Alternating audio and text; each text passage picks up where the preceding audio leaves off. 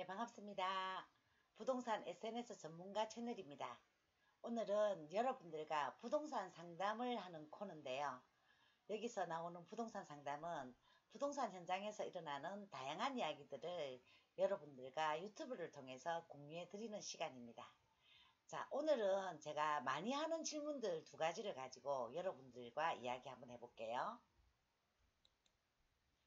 네, 질문 1번입니다. 주택임대차의 임대차 기간이 묵시적으로 갱신된 상태에서 임차인이 계약 해지 통지를 하는 경우에 해지의 효력이 발생하는 시점은 언제입니까? 라옵니다.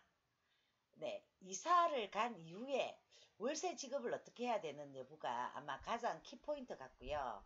자, 답변을 한번 살펴보도록 하겠습니다. 주택임대차보호법 제6조 1항에 따르면 주택임대차의 묵시적 갱신에 대하여 규정을 하고 있고요. 동조 2항에서 묵시적으로 갱신된 경우에 임대차 기간은 2년으로 규정하고 있습니다. 임대인의 경우에는 묵시적으로 갱신된 2년의 임대차 기간을 보장해야 되고요. 임차인은 언제든지 임대인에게 해지 통보를 할 수 있는 겁니다.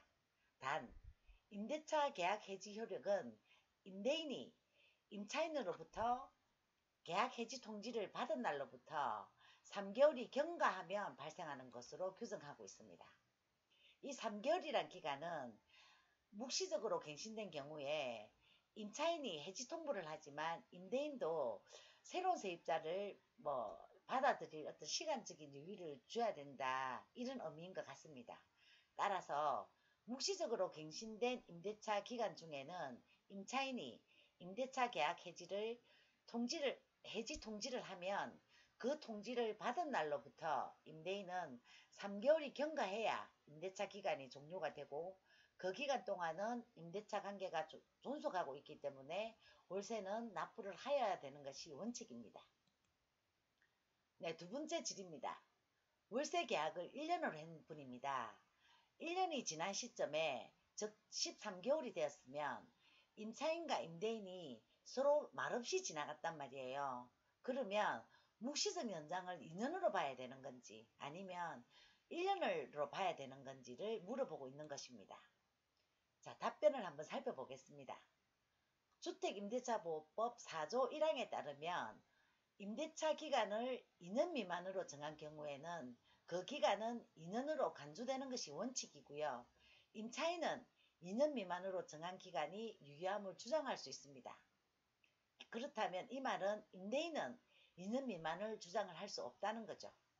그래서 같은 한 단서 규정에 따라서 반드시 2년을 채우지 않고 임대인과 임차인이 약정한 1년 기간을 임차인은 주장을 할 수 있다는 겁니다. 이 경우에 6조의 2 제1항에 따르면 임차인은 언제든지 임대인에게 계약 해지 통지를 할 수 있고요. 묵시적으로 갱신된 경우에는 임대차 기간 만료일까지 거주해야 할 의무는 없습니다. 언제든지 해지 통보는 할 수 있고요. 같은 조 2항에 따라서 그 효력은 해지 통보 후 3개월 후에 발생을 하고, 보증금 반환과 주택의 인도는 동시이행이기 때문에 내가 이 주택에 살고 있으면 월세를 지급을 해야 되겠죠. 그죠? 근데 내가 만약에 이사를 갔으면 3개월 후에부터는 월세를 내지 않아도 된다는 겁니다. 임차인이 특별히 불리한 지위에서 계약을 체결한 것으로 볼 사유가 없다면 계약의 일반 원칙에 따라서 1년 기간의 계약 효력을 인정하는 것이 타당하다.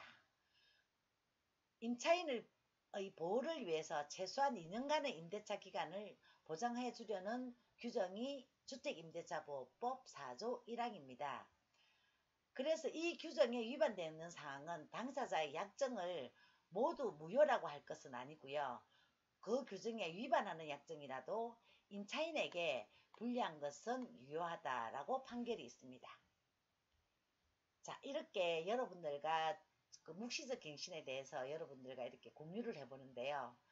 제가 강의는 하고 있지만 이렇게 1인 미디어가 아직 익숙지 않습니다. 그래서 아직 조금 딱딱하고 미숙한 점이 보일 거지만 어쩌면 조금 애교로 봐주시고요. 열심히 구독해 주시면 제가 또 하루하루 나아지는 모습을 여러분들이 볼 수 있지 않을까 생각을 합니다. 네, 감사합니다. 오늘도 편안한 밤 되세요.